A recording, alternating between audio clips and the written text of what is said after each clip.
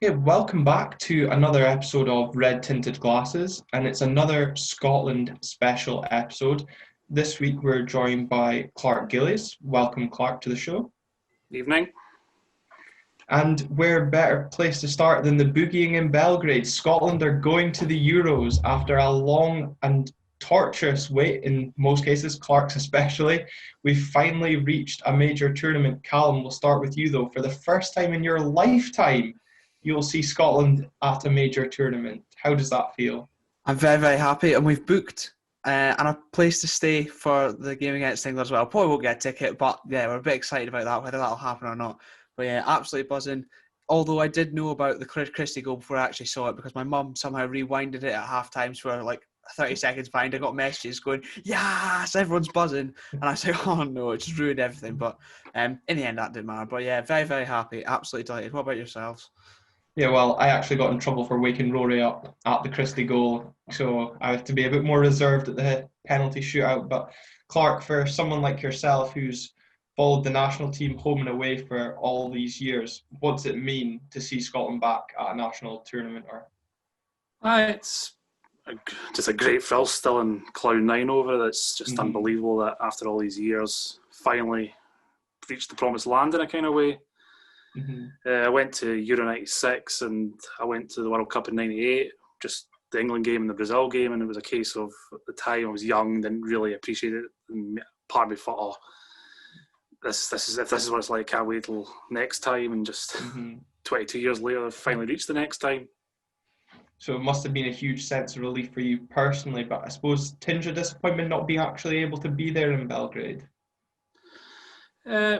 Probably a big disappointment, because you've waited all this time, you've done the trips to Georgia, Moldova, last game in Slovakia, Israel, you've been there, and you keep thinking, right, this time, and then you're just coming home and you're thinking to yourself in the plane, oh, why did I bother? Never again, never again. Then you get home, you unwind, you start chatting with your mates, and it's a case of, right, when's the next game? How are we getting there?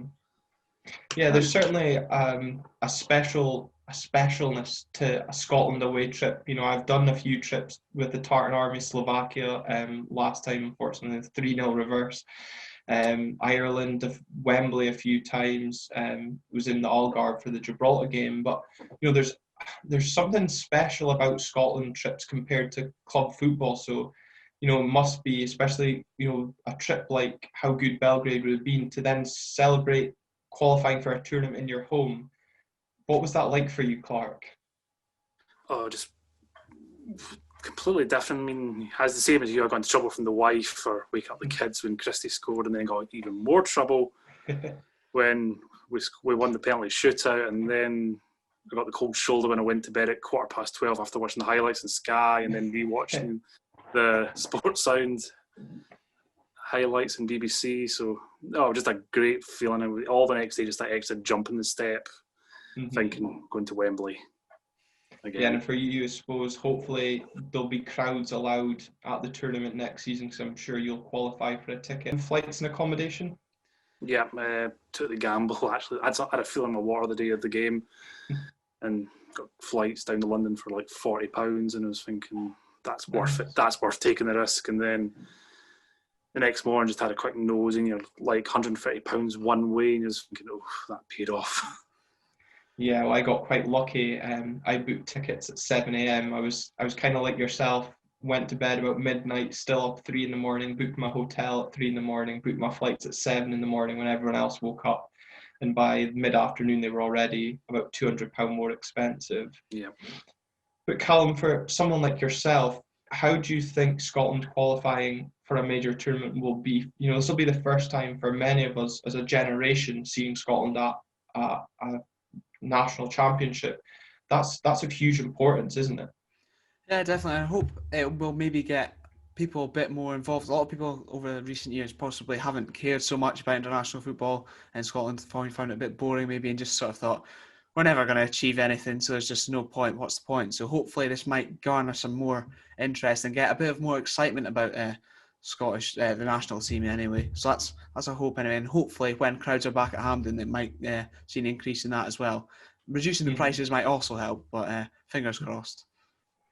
Yeah, and Clark, how did you feel the game went as a whole? It was probably one of the most accomplished away performances I've seen from a Scotland team in a very long time. Oh yeah, it was. I wasn't expecting like a performance like that. And to be honest, when I think if we had played that game back in February, I think we were March. I think we would have lost because I just think, if anything, the COVID situation's actually helped us in a kind of odd way that we've got Tierney back, we've got all the players back. We've been able to try out a new system in the 3 games across August and then September and October. And I think that's put in a much better step than we would have coming in the game back in March had it been trying to beat Israel at Hampden and then going to either Norway or Belgrade 3-4 days later. Mm-hmm. Yeah, that's something Fraser touched on in our preview podcast. And like you mentioned there, we've managed to trial new systems, and we got that sense of, okay, the things are starting to work in October. And I certainly think, no crowds, especially in Belgrade, there would have been a very hostile atmosphere. And I kind of felt the way extra time went, where it was backs to the wall, I kind of had that envisage. That's how the whole 90 would be. I'm glad it was just that half hour, because I don't think I could have coped 90 minutes of that onslaught. It did feel like he made his subs maybe 3 or 4 minutes too early. That those were subs just really to try and tick the clock down and get McBurney to go into the corner and just time waste. But they got the goal at the last possible minute, and I think that's kind of backfired us on a little bit. But we survived extra time, and then penalties. I think the penalties were much better than the Israel game, I thought. Yeah, how did you feel when that Serbian equaliser went in? Did you think, here we go again? It's just because we're playing so well, cruise control, and then just out of nowhere. I don't even think it was a corner as well. I think it was a bit suspect, I thought. People thought it came off to McTominay, but I saw it even in the replay. I didn't think it had. Didn't think it touched him then. It was just ironic as well that him that lost his marker. Aye.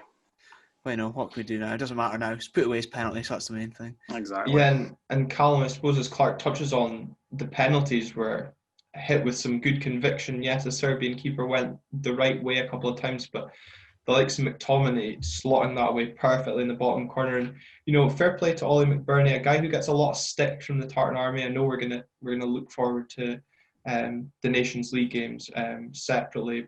And he didn't really have the best of performance on Sunday, but pressure was on him there, and he sticks the penalty away very coolly there. Yeah, definitely. Because for a man who's he's not scored for Scotland and recently he's had some bad luck, and then he wasn't playing particularly well at all, as you said. For him to step up, have the confidence, step up and put away his penalty like that in such a pressure situation, and I've got to give fair play to him because he has had a lot of stick, as you said. Yeah. And Scott, to be fair, and every single penalty was well struck. We didn't even have to sneak one in like John McGinn did against Israel. And I did say to my dad when Mitrovic stepped up, I'd sort of following Newcastle as well. I was thinking he's missed a fair few. He'd missed a fair few for Newcastle. I thought there's a chance he's a bit of a hothead. He might just lose his bottle, and thankfully he did. It was actually my friend Finlay texted me during the day on Sunday, and he said, I'm going to get up at 3:30 in Perth, Australia to watch the game. If you can just set up a Zoom call and we'll watch it together through the laptop. And the first thing I said to him when Mitrovic stepped up was he missed his last penalty for Fulham. And yeah, it proved to be. But Clark, David Marshall with a crucial save against Israel to take us to the final. But once again, stepping up for Scotland, he's proved to be worthy of that number 1 jersey. Crucial save in extra time as well, and obviously the vital save for Mitrovic. Oh, you've got to be very pleased for Marshall, because when he was younger, he kind of rode the wave of that game for Celtic against Barcelona, and that kind of hindered him to a degree. And it just seemed to be for a long time, every time his name was mentioned in the Scotland starting lineup, it just seemed to get a cringe or a moan, because you just knew it wasn't going to be that good performance, the standard we were expecting from Gordon and McGregor. And yet all the Celtic fans I spoke to said, no, he's just as good, but it was just every time you saw him in a Scotland shirt, he just seemed to flounder a little bit, and then he would go long spells without a call-up, or he'd go long spells without a game, and then just suddenly Birdley or Levine or would just give him the odd game here and there. And then it seemed to be Strachan that just prolonged with him. And a lot of people forget he played the vast majority of the Euro 2016 qualifiers. So That's it, and he's played the whole of this campaign, so I think fair play to him. He's done very well, and it's good to see that at last he has proved all the doubters wrong. Yeah, no, you take back to the earlier games in the Nations League, Czech Republic away. There were some very important saves he made in that game to stop kind of game we were expected to win comfortably, but we struggled in spells. But he was responsible for pulling off some crucial saves. And I do think having a keeper that can have those big moments of saves like that inspires confidence in the defence as well. But we're speaking on the Serbia game, and everyone really had to be on their game, Callum. Do you think the likes of Ryan Jack, Callum McGregor, even Scott McTominay, all these guys stepped up to a level we were hoping for, maybe performed above expectation? Well, definitely, and I think for McTominay to bounce back as well, and from his mistake and then into extra time to hold his nerve and things as well, it's a lot better. And on David Marshall, I think him at the back there, he almost seems like a calming influence now as well. So that perhaps has an effect on sort of the other players too. But fair play to all of them. The guy, especially you mentioned, Callum McGregor and Ryan Jack. That's a couple in Scotland shirts I've been a bit sort of sceptical of, but they stepped up to the plate amazingly. And yeah, they definitely performed above expectations. And I think perhaps in years gone by, even if we were winning and we did get that late equaliser, we probably would have crumbled in extra time. But the fact is, they just stuck at it, held their nerve, and eventually, obviously, got the result. So, yeah, I'm in love with all of them, to be honest. I can't fault any of them, to be fair. Even McTominay's mistake, just at the time, I was absolutely livid with the man. But no, can't fault a single one of them. And Clark, I suppose I was listening to the Hampden Roar podcast and their reaction to the win on Thursday night, and one thing they'd said was how good a performance Ryan Jack had, given for probably those of us watching, he was largely anonymous, and I think it says a lot about how our midfield controlled that game, and we kind of lost our way a bit, maybe fair to say, once we made those changes, especially when John McGinn came off. I think when you've got McGinn and McGregor, it seems to be they're doing all the work, and you've got likes of Jack, who's, like you said, he seemed quite anonymous, but that's because he was just tidying things up and just keeping things ticking. That's what he's there to do. As Aberdeen fans, we know that's what he can do, and that's always what he's done. So he, I think, deserves his place. I mean, a lot of people are saying, why can't Fleck get into the team? But I think Ryan Jack has proved he's just as worthy, if not more, that he's in the team. Yeah, and I think obviously Stephen Gerrard only played him 45 minutes in the game against Hamilton, I think it was, prior, said, I'll rest him for that game. And I think one thing I said to my friends was, if you look at Rangers in Europe this season, Ryan Jack's been kind of playing that position he did for Scotland against Serbia and doing all the dirty work. But as you said, being Aberdeen fans, in his time at Aberdeen, it was largely anonymous work. Another player, though, I think we should give huge credit to on Thursday night, and someone who's just seems to be going strength to strength in his international career, is Lyndon Dykes. Clark, impressed with him again? Very impressed. I was sceptical at first because where he came from, like Queen of the South. I don't want to sound snobbish or big-headed or anything like that, but coming from Queen of the South, going to international football, and then Livingston, even to a degree, Livingston, you're thinking, are we really that desperate when you're a striker like that? But I'm glad he's proved everybody wrong, and he's gone in QPR, and he seems to be doing quite well there. And it just seems to be, he's came into the Scotland squad, and you think he's always been there, and you're thinking that's exactly what we needed. We don't need the target man, we don't need the lump of a player up front, we just need that guy who's going to hold the ball up, make himself available, and just chase after every lost ball. Yeah, and it's refreshing to see that sort of target. It kind of reminded me a bit of what Stephen Fletcher used to bring to the national team. I see a lot of Stephen Fletcher who brings out. But Callum, something that Clark touched on there, to use his words, snobbery. I've seen it mentioned a few times that previous managers were maybe snobbish towards the Scottish leagues. We look at the starting lineup on Thursday night, and players that Clark has called up and involved in the squad. It's great to see, from a Scottish football point of view, players from the Scottish leagues being involved and playing such a crucial part in qualifying. Yeah, definitely. I mean, could you imagine 5 years ago, us if they said in 5 years' time you're going to play in a playoff and there's going to be two Motherwell defenders starting at the back? You would never believed it. But no, definitely. I think Clark he plays the players that are on form, and it doesn't matter where you're at, what level you're at. If you're playing at a good, decent enough level and you're performing well every week, then you will get your chance. And I think you see that with when Constantine came in and Declan Gallagher. Declan Gallagher's not put a foot wrong in a Scotland shirt. He's been amazing. And Stephen O'Donnell as well. One of the ones who I was previously I was a bit sceptical on him too as well at an international level, but against Serbia, honestly, sublime and fair play to him. Yeah, you can't fault them at all. Yeah, so I mean, we could speak about Thursday all night long. Like you say, Clark, the smile's still on many people's faces, the extra stride in your step. But we've so much to look forward to ahead in next year, but obviously focus full ahead Wednesday night against Israel in the Nations League. Clark, just quickly, do you think we'll do the job on Wednesday night against Israel and get promotion to League A, or are you back into that nervous Scotland fan?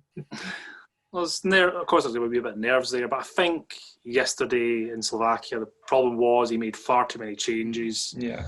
And I think he did drill into the players maybe a bit too much that Serbia was all eyes on Serbia, and whatever comes after that comes after that. So I think they may have taken their eye off the ball a wee bit in that one, but I think he'll make the right changes back, and I think we'll do the job in Israel and we'll get that promotion to Group A. Yeah, well, fingers crossed, and we all know how important that will be going forward with the potential of a World Cup playoff and obviously helping our seedings for the next Euros. Clark, I just want to say thanks very much for taking the time to join us on this episode of Red Tinted Glasses. But before you go, myself and Callum can see you wearing your Sunshine Appeal hoodie. Do you want to just tell us a bit about the Tartan Army Sunshine Appeal and what you guys do? And obviously, I follow you on Instagram and I've seen the latest design ahead of the Euros. It's definitely something that I think I'll be purchasing for Trafalgar Square. You better hurry up because we're almost sold out. Yes, Tartan Army Sunshine Appeal. It's a group of Scotland fans, completely free of the SFA and no club allegiances or anything. We're just a group of Scotland fans who, every Scotland game, we just make a cash donation to help a local charity that helps out children and young adults with diseases, orphans, people in need. Just everywhere Scotland go, just giving back a bit of sunshine. Our roots date back to when we played Bosnia in 1999. There was a young Bosnian boy who, during the civil war there, his mother was killed by a landmine, and she was holding him at the time, and he lost his leg, and he grew up with just one leg. And when Scotland played Bosnia in 1999, a group of Scotland fans got to talk to a local translator, and he mentioned this boy's plight. So they all chipped in together, and they got the money to get him a prosthetic leg. And then when they'd paid for that, they realised there was a little bit of money left over. So they said, we'll just donate it at the next game, which was Lithuania in 2003. And that's when the Tartan Army Sunshine Appeal was set up. And ever since then, yesterday in Slovakia was our 79th consecutive donation. And we've just worked out, or we've handed over something like £140,000 right across Europe and in places like Mexico and Peru and as far as Japan. That's just terrific. And as I said, we're completely free of the SFA, and we just rely totally on our supporters. And we appreciate it all. If it's fans donating maybe a £5, a tenner, maybe somebody doing a scratch card on a bus, or there's a Scotland fan in Cyprus called Davy Proven who does a lot for he puts on buses at away games for everybody. He gets people from A to B. I mean, you go to an away game, you're wanting to go to the pub, but the last thing in your mind is, oh, how do I get to the game? In recent years, he's completely taken out of everybody's thought, and just ask him, just put me into your bus, and he donates all the leftover money from that to us. And the last England-Scotland game at Hampden, there was a group of guys who cycled from Wembley all the way to Hampden, and they raised over £20,000 for the Sunshine Appeal. So it's just, that's what we rely on. And as you said, merchandise seems to be a big thing, and we were quite quick getting our pens and pencils out. And after the Serbia game, we came up with a Yes Sir I Can Boogie T-shirt, we just such a simple design. It's got a goalkeeper making it, David Marshall making the save in the back. We just, yes sir, I can boogie along the top. We thought, oh, we'll sell a couple of these, get a bit of publicity. We put them on sale last night at 7:00, and just before I came onto this show, my colleague who does all the figures, he says we've sold 117. So, Nice. Where can people find the merchandise or find a link to we're on Facebook. Donate? We're on Facebook, the Tartan Army Sunshine Appeal. We're on Twitter as well. We've got our own website, Tartan Army, TASunshineappeal.scot, I believe. I can't remember offhand. Yeah, but you can just Google us and you'll find us. And we've got our own shop on our website, which you can buy hoodies, you can buy badges, you can buy with the COVID pandemic just now, that our face masks and snoodies are proven to be very popular. And just keeps an eye on all our events like we do. We try to put on events throughout the year. Last year we did a Q&A session in Glasgow with former Scotland international Colin Hendry, and that was a very good night. And we've got one planned for Glasgow in May, hopefully, if COVID allowing, with former Scotland international Kevin Gallagher. Oh, nice. So it's going to be a good night of stories and stuff there. And then it's just a case of sitting back and planning what we're going to do for 2021, because this has been a nightmare year for us. But we're scraping by, and we've made the decision. While fans are not there, there's nothing in our constitution that says we shouldn't be there, so we've stuck with that. I know it's been great to see, obviously, follow yourself on the social media, and I know a few other members that have kind of helped and have seen photos from the various away trips and what you guys do for the locals in the countries that we visit when we go abroad as a nation. It's great to see. Callum, I think you'll echo those thoughts. And even hearing that story on how it started, it's just great that we're giving something back and helping those people. Yep, definitely. I think it's very worthwhile cause. I'll find all the links and things. I'll make sure they're in the description for anyone tuning in to this podcast. If you fancy checking all that out and perhaps donating if you can, that would be much appreciated. Yeah, definitely. And Clark, just want to say again, thanks very much for taking the time to join us and share some of your stories and what it means to you to see Scotland back at the Euros and back at a major tournament again. We really appreciate your time. No problem, thank you. So we've heard from Clark there reviewing Thursday night's great victory in Belgrade, but our attention for this week turns to the Nations League and I suppose a disappointing result in Slovakia on Sunday. Callum, what was your initial thoughts after the game? I was a bit gutted. I thought we could have had a chance to sort of tie it up because they weren't very special, to be fair. I think all the changes, as Clark mentioned, just sort of disrupted things. So hopefully a chance to regroup before Israel, and maybe with Big Dykes coming back in, that'll be a chance to go again. But it's a bit of a missed opportunity, I suppose. But at the same time, I'm not surprised because it wouldn't be Scotland if they didn't take it to the last game and have to win it desperately, just at the very last. So, it's standard, really. I think quite ironic, Callum, given the goal scorer for Slovakia was Grey Goose, probably a few too many Grey Gooses on Thursday night in Belgrade. I know, it wouldn't surprise me if there's too many. There's probably quite a few Grey Gooses in for Slovakia as well after their result, but we had to change a lot, I suppose. Most of them probably nursing a 2-day hangover, so can't blame them. And what can you do, eh? Not too bad. Yeah. Well, big opportunity on Wednesday, but speaking of opportunities, Fraser, a massive missed opportunity, despite what I think many would feel was an encouraging performance from Scotland on the pitch. A missed opportunity overall, though. Definitely. I mean, performance-wise, absolutely superb, apart from the obvious deficiencies up front, which we'll touch on. But in terms of missed opportunities, Slovakia were absolutely horrendous. And Israel will not be that bad. So, yeah, definitely missed opportunity there. But hey-ho, as Callum said, we're Scotland. It wouldn't be the same if we didn't do it the difficult way. Well, we did it the difficult way on Thursday, and we're doing it the difficult way again, but it's what we signed up for when we joined the Tartan Army, and I suppose as Aberdeen fans, we also know that as well. Nothing comes easy to us.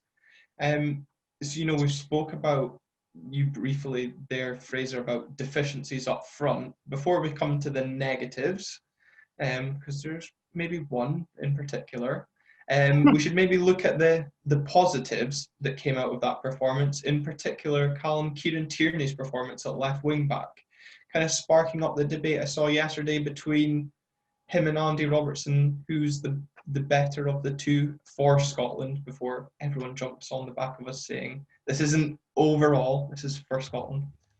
Yeah, it was definitely promising from Kieran Tierney, both defensively, especially on Thursday, I suppose, defensively, but going forward against Slovakia, absolutely superb. Had the guy, the right back, can't remember his name for the life of me, unfortunately, on toast every single time. So it is a very good problem to have, to be fair. It's just annoying that it's left back position that we seem to have our two of our best players, but what can you do? Definitely promising from KT there. Mm-hmm. And suppose on the other side, Fraser, someone that you mentioned in the preview show, Liam Palmer, showed up very well again, filling in for Stephen O'Donnell. He did fine. I think we saw the differences between the two in both games, though. I think O'Donnell offered more going forward in the Israel game. Serbia game, of course, not Israel. Mm-hmm. We play Israel all the time. Yeah, Mm-hmm. O'Donnell showed much more in the Serbia game going forward, but Palmer looked better defensively overall, and I think we saw that against Slovakia. So it's going to be horses for courses at right wing back, I think, dependent on the opponents. For Wednesday's away game in Israel, because we have to win the game, I think we'll see O'Donnell start because we're going to need to try and get some goals. But I think come next summer, particularly against England, we might see Liam Palmer slotting in at right wing back. I think given obviously Andy Robertson picked up an injury, hamstring, there might be some discussions with Liverpool. It's encouraging to see the strength and depth there with Kieran Tierney on the left-hand side. Some good points you make there, Fraser, regarding the right-hand side. But I think certainly defensively, on the wing-backs, maybe central defence we'll come on to in a second, we've shown that we're more than okay there, Callum, do you think, in terms of cover? Yeah, definitely. And I suppose there's Greg Taylor as well as sort of backup, which is definitely not a bad thing to have one of Celtic's left wing backs there. And I think, yeah, if Tierney starts on Wednesday, that's not a problem at all. Obviously, there's no point really risking Robertson if it is a hamstring. That's not one thing you want to push too far. So Tierney, I'd be happy with that. And as I say, there's plenty cover even in centre half as well. So if he steps out of there and into wing back, that will be fine in centre half too. So it's weird, but I'm happy about it. And Fraser, moving on to the centre of defence, one thing we were discussing between ourselves pre-match on Sunday was the hope that we didn't make too many changes. Mm-hmm. And the one thing I think we said was, please don't make too many changes in defence. Do you think the amount of changes we made in defence kind of proved costly a little bit against Slovakia? No, I wouldn't actually. I think it proved costly in terms of taking the ball out from the back. I don't think any of the three were comfortable enough to carry the ball forward into midfield, and I feel we saw that a lot more in the second half when we got bogged down. That last 5 minutes, I mean, it's the first time I've agreed with Davy Provan in years when he said there's too much sideways passing going on here. Now, Considine is quite comfortable with taking the ball out. We've seen that before. His spell at left back for Aberdeen has shown that, but he was on the wrong side of defence, and therefore he felt a lot less comfortable. McKenna did an 80-yard mazy run, which, to be fair, if the Slovakia defender wasn't there, he was passing that one to Griffiths to score. But apart from that, obviously, it's not as comfortable. And Liam Cooper, he just isn't comfortable carrying the ball forward.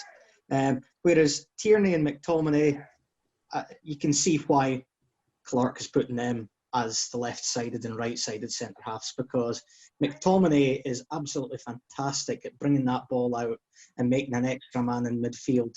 And I think we saw against Serbia that there were times in that game where McTominay and Tierney were both stepping out with the ball, and you saw Jack and McGregor kind of slotting in with Gallagher, almost making a three there. So I think in that regard, that was the only difference I noticed defensively. But again, we limited Slovakia to very, very few chances.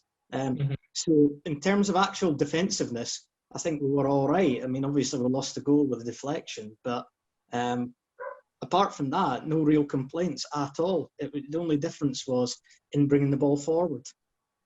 Yeah, and Callum, I know it's something that you hate to see in defence, going all the same foot. I think that was one thing we noticed on Sunday's game. We played 3 left-footers in defence. Fraser's touched on there, playing Consign at the wrong side of a back 3. Felt a bit sorry for him. I don't think he did anything massively wrong, albeit maybe there was one poor pass in this first half, I think, when he sold John McGinn short, obviously picked up the booking.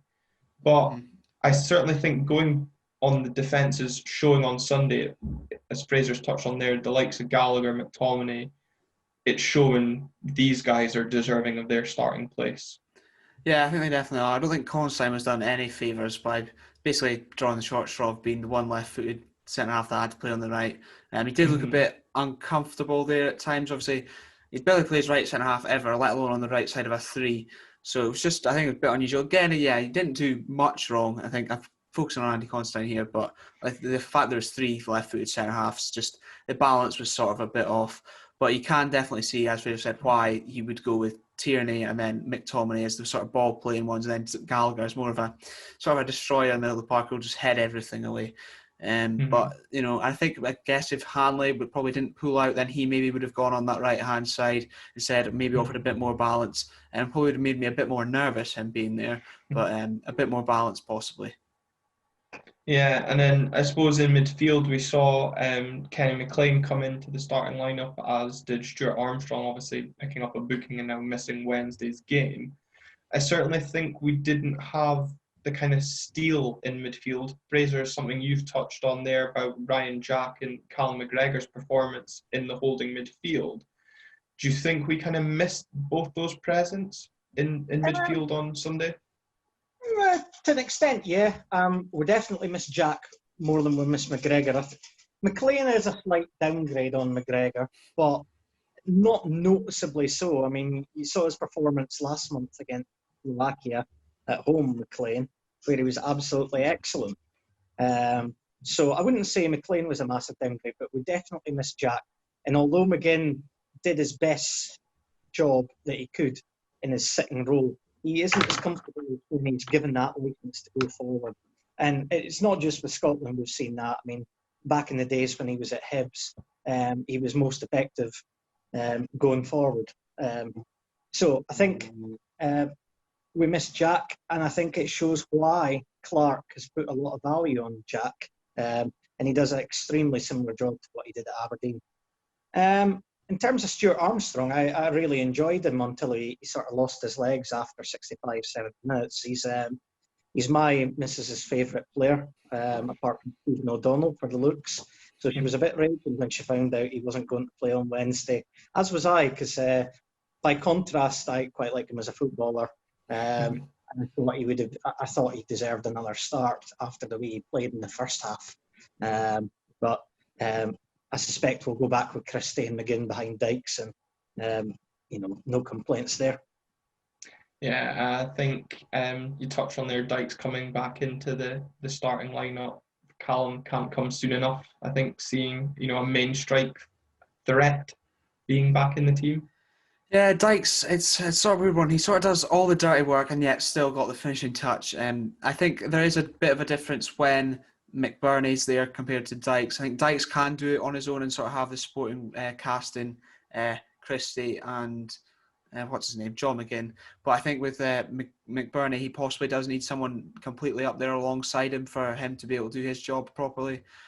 So I'm definitely happy Lyndon Dykes will be back in, and just love the big man. He's dedicated to the psycho look as well, giving himself a baldy, and just very happy. Yeah, glad he's back in. Sorry about that, Glenn, to mention baldness.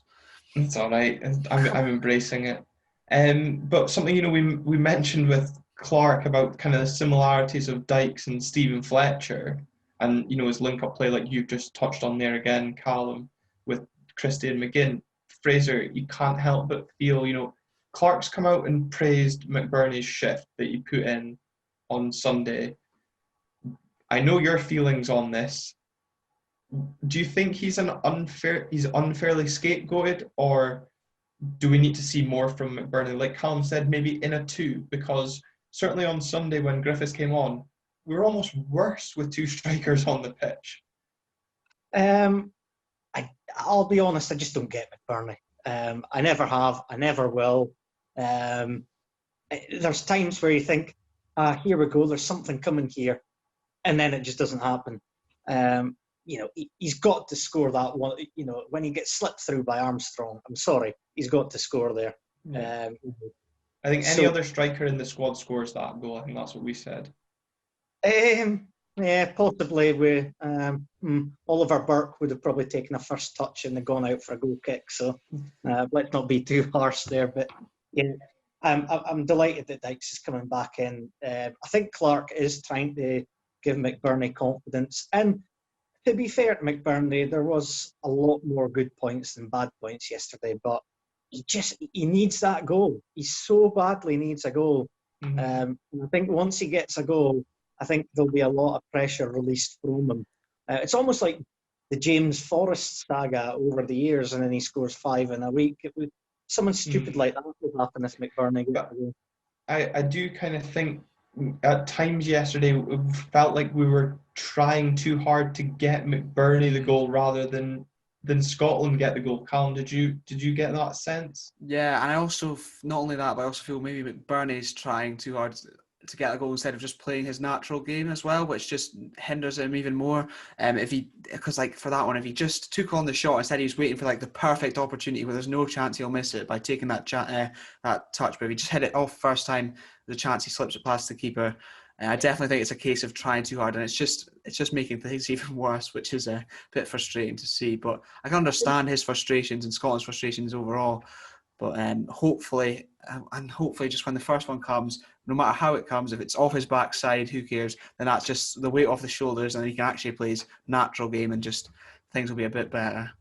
Mm-hmm. I think we saw natural McBurney last month when he came on against Slovakia and sort of played it in the corner, and then his shot against the Czech Republic. That was him playing naturally. He didn't think about that shot. He just went for it. And I think Callum makes a very, very good point there, particularly with that one-on-one on Sunday. He just thinks a bit too much. Darren Mackie-esque. Yeah. I say slightly more quality. I don't think that's actually fair to the Dazzler. But yeah, you saw his natural confidence when he just hit that shot against the Czech Republic and how unlucky he was. And yeah, it was speculative, but that was natural McBurney. Whereas Sunday, you're right, Callum, he just thinks too much. He waits for the perfect opening. But in fact, if he hits it first time, he probably sklaffs it, but it's probably good enough to go past the keeper and in. Yeah, like you say, it's probably that pressure of, being the main man and knowing he's not scored yet for his country, and that's a big weight on anybody's shoulders to carry for probably the first hour of the game. So the longer the game went on, the more frustrated he will become, but also the more frustrated us as fans watching are getting as well. But one thing I'm interested to hear your point on, Fraser, was as the game progressed, I felt there was a need for fresh legs in midfield, support for McBurney if he wasn't going to come off himself. I felt that, Clark gambled with his subs and, they didn't pay off ultimately, kind of left us a bit risky on Thursday night. Do you think he then became reserved yesterday, or do you think it was just, right, we're just going to preserve what we've got and focus all the energy into Wednesday? No, I just think he didn't make the right subs. Simple as that. But to be fair, he has come out and said that a number of players were pretty knackered after Thursday. And you've got to remember, they put in 120 minutes against a Serbian team who, although they weren't great, gave no quarter themselves. So I think it's natural that we didn't see many people that played on Thursday night. It's the only slight criticism you could have of Clark so far is that his substitutions, bar Oliver Burke at home to Cyprus, have generally not been all that effective. I am searching for a criticism, so that would be not like you. Well, I think that's the only one I can find so far. Generally, is that and it was the same at Kilmarnock. You often saw Kilmarnock fans online just saying, "Oh, he's absolutely brilliant. He'll set you out fantastically from the start." But when it comes to making a change, he often just doesn't know which one to make, or quite frequently he can leave it 5-10 minutes too late. But we're kind of used to that as Aberdeen fans, really. I was going to say, it sounds very familiar. 5-10 minutes is quite early, actually, as Callum will testify to my deep frustration quite often at Pittodrie. Yeah, I was definitely going to jump in and say, yeah, it just sounds like watching Aberdeen, to be fair. But yeah, I think that maybe is right. He may maybe be a bit more, he's a bit sceptical about making the change, but also then I guess maybe he doesn't want things to open up too much and perhaps like things to get even worse and then confidence just be completely dashed. But so understandable, but hopefully he'll get it right. He'll get it right on Wednesday. I've got faith in the big man. Yeah, Callum, and we've got to have faith in him. He's taken us to the Euros. Looking ahead to Wednesday, Callum, are you confident that we can get the job done and top the group and qualify for League A? Yeah, I almost feel like when we are backs to the wall, that sort of seems to be like against Serbia, we did sort of grind it out and we did come out on top eventually. Whereas when we're like, oh, we've got a game, we can just win it now and then that's the group done. And then it's sort of typical that we'll leave it to the very last. So I'm hoping we can pull it out of the bag once again. And I think I'm confident. We've played Israel a lot. We know exactly what they're like. So if we can see more performance like Thursday, then I think we'll get the job done. Fraser, yourself? I know you obviously have bad memories of trips to Israel from the previous Nations League campaign, but when it came to needing to beat Israel to win promotion last time, we got the job done, albeit at Hampden. Do you think we can produce the same again on Wednesday night? I hope so. I think we've got to go with as strong a team as we can, which will mean pretty much the same as we did in Serbia. If Robertson does miss out, then I would want to see Tierney at left wing back up against Dasa, because Dasa gave Robertson a hell of a torrid time in the playoff semi-final. Israel's who would you home put record in for just if Robertson is out? Who would you like to see then fill in at left centre back? Good question. Cooper did fine last time against Israel. Considine's also put himself in the frame. I don't think we'd see McKenna. I think Clark sees McKenna and Gallagher as his two sort of big, ugly, win the ball, stay in the centre, don't get too attracted out kind of defenders. So either Cooper or Considine I could see slotting in there if Robertson doesn't make it. The Israelis kind of got a mixed home records. Since the start of 2019, they've played 7 games at home. They've only won 2, but they've only also lost 2 and drawn 3. The only losses they've got at home were to Poland and the Czech Republic. So we've taken the Czechs twice, so we've got a chance. We've also lost in Israel, so... Well, we lost in Israel under Mclean. It was an absolute shambles. John Souttar's performance will live long in the memory and not for good reasons. Well, hopefully, we'll be going back full strength. Lyndon Dykes, I think, will be a big boost coming in up top. We've spoken previously of the assets that he brings to the squad. Goal threat and also linking up with the likes of Christie and McGinn as well. And hopefully, we kind of see a return to the level of performance that we got for 89.5 minutes on Thursday night, Callum. It would be refreshing. I think, we saw that again on Sunday, kind of high press attacking football from Scotland. It's enjoyable to watch. Hopefully it's not like extra time where we're sitting biting our fingernails. Yeah, we can but hope. I think if we do come out, as said, and we do see the high pressure, because again in the press against Serbia, we're absolutely superb. So we can do the same again, and flying out the traps, hopefully. And I think we will get the job done, and it will just be a bit less nervy, hopefully. But I mean, it's always going to be nervy. So I don't know why I'm saying this. It's going to be terrible, and it's going to be a dreadful watch. I'm going to be hiding behind the sofa. So I was going to ask you then, are you going to go for your similar to last week? Are you going to use your reverse psychology and say that we're not going to do it and then just claim that you were right again? Yeah, I think it worked. So why change a winning method? Yeah, I'm very scared is what I'm going to say. And yeah, I don't know. I don't think we're going to do it. Let's hope for the best. Fraser, what about yourself? I know we've already said bad memories from Israel, but given the levels of recent performances, there is reason to be encouraged, and we shouldn't be thinking as negatively as maybe Callum's currently thinking. You're coming to Mr. Negative asking that Well, question. I know. Yeah, I think you're right. One thing we can say about Clark's reign so far, and particularly this year, is when we've needed to get the job done, we've got it done. So I think we can take that into Wednesday. It's going to be a very difficult game, even if Abdel Hamid is suspended. You know, there's still a relatively decent heat out there to contend with, and some probably still knackered players. But I think we'll do it. Yeah, I think we'll do it. You feeling okay? Really, Callum, to be honest with you, pal. So the euphoria of Thursday night is still sitting with you. We'll just give you a final word, Fraser, on this episode. Just what did Thursday mean to you as someone that's, you know, so passionately followed the country home and away? You know, we've spoken in the last episode. You've seen the lowest of the lows. You've had some memorable times, Griffiths at Hampden. We know how much euphoria that brought. Just what does qualifying for the Euros mean to you, Fraser?